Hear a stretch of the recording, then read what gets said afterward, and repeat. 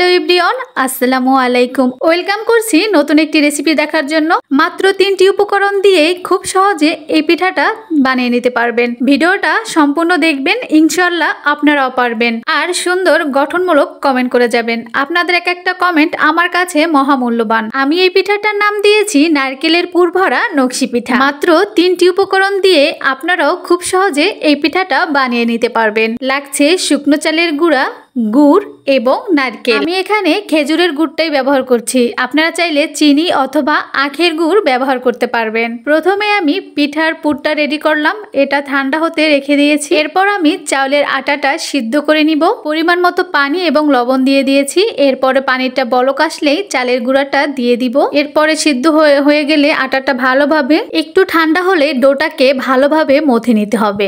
এবার আপনাদের পিঠার ডিজাইনটা দেখিয়ে দিচ্ছি। ছোট একটা লিচি কেটে নিলাম, হাতের সাহায্যে গোল করে নিব। গোলটা একটু লম্বা লম্বি করে নিব। এরপরে নারকেলের পুরটা দিয়ে দিব। নারকেলের পুরটা ভিতরে দেওয়ার পরে মুখটা ভালোভাবে বন্ধ করে নিব। এই পিঠাটা দেখতে যেমন সুন্দর, খেতেও কিন্তু অনেক মজা। আর খুব অল্প সময়ে এই পিঠাটা বানিয়ে নিতে পারবে। ফুলের পাপড়ি বানানোর জন্য ছোট একটা লিচি কেটে নিব। তারপরে পাতলা করে একটা রুটি বানিয়ে নিব। আমার কাছে কুকি কাটার ছিল না, তার জন্য একটা বোতলের মুখা নিয়ে কেটে নিলাম। আপনাদের হাতের কাছে যদি নারকেল না থাকে তাহলে সবজির পুর অথবা মাংসের পুর দিয়ে এই পিঠাটা বানিয়ে নিতে পারবেন। তারপরে আমি একটি চামিচের সাহায্যে পাপড়িগুলো কেটে নিচ্ছি। আমি যেভাবে করছি ঠিক আপনারাও এভাবে করবেন। আশা করি আপনাদেরটাও অনেক সুন্দর হবে। তারপরে ওই বোতলের মুখাটার সাহায্যে একটি রাউন্ড শেপ করে নিলাম ফুলের ডিজাইনটা করার জন্য, যাতে করে ফুলের ডিজাইনটা সুন্দরভাবে বসানো যায়। এরপর একটু আটা গুলিয়ে নিয়েছিলাম পাপড়িগুলো সেট করার জন্য। তারপর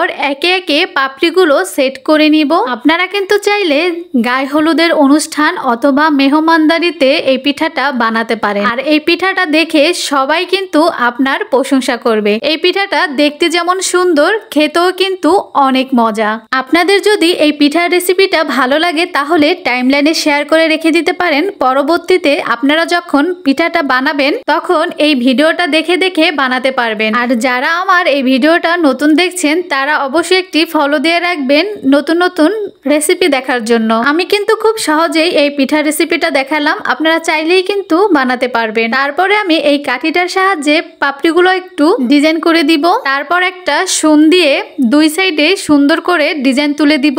ভালোভাবে দেখলেই আপনারাও করে নিতে পারবেন। এই পিঠাটা তেলে ভেজেও খাওয়া যাবে এবং সেদ্ধ করেও নেওয়া যাবে, আর দুধের শিরা বানিয়েও রান্না করা যাবে। আপনাদের যেভাবে পছন্দ সেভাবে করে নিতে পারেন। এই তো পিঠাগুলো বানানো কমপ্লিট হয়ে গিয়েছে। এখন আমি ভাপে সিদ্ধ করে নিব। একে একে পিঠাগুলো দিয়ে দিব। তারপরে ঢাকনা দিয়ে ঢেকে দিব। তারপরে অপেক্ষা করব 5 থেকে 10 মিনিট পর্যন্ত। যেহেতু আমার আগে থেকে আটাটা সিদ্ধ করা এবং নারকেলের পুরটাও রেডি করা, এর জন্য বেশি অপেক্ষা করতে হবে না। এই তো আমার পিঠাটা সিদ্ধ করা হয়ে গিয়েছে। দেখতেই পাচ্ছেন একটা পাপড়িও কিন্তু ছোটেনি। নিজের পিঠার প্রশংসা নিজেই করছি। মাশাআল্লাহ, অসাধারণ হয়েছে। সবাইকে অসংখ্য ধন্যবাদ সম্পূর্ণ ভিডিওটা দেখার জন্য।